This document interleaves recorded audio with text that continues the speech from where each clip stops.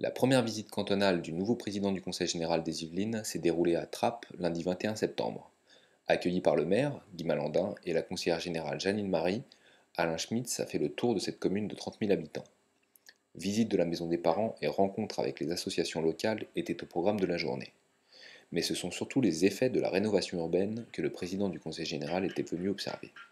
Nous sommes à peu près aux deux tiers du travail de rénovation, de réorganisation de la ville, tant sur la voirie que sur ses logements, la résidentialisation des différentes propriétés pour que chacun soit chez soi en même temps que le développement économique, puisqu'on a construit des locaux accueillant des entreprises au centre des Merisiers, un nouveau centre commercial, bref tout un travail mené en partenariat avec le Conseil général, la région, la communauté d'agglomération, qui se poursuit maintenant depuis 2003, voilà, depuis 6 ans.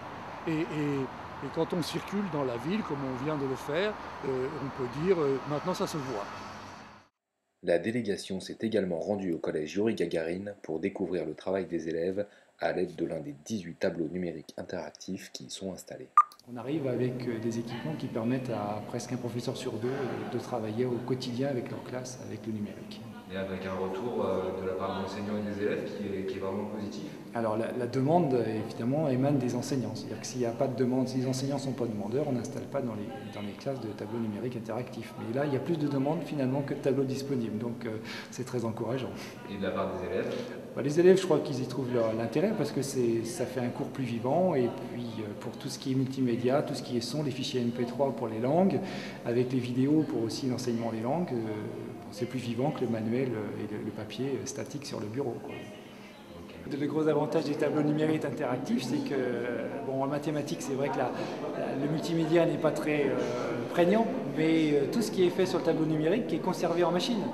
Donc les élèves, demain ou après-demain, ou même chez eux, par l'intermédiaire du cahier de texte électronique, peuvent retrouver les exercices et les utiliser de façon libre à la maison, sur leur propre ordinateur, ou revenir sur les séquences travaillées, quoi.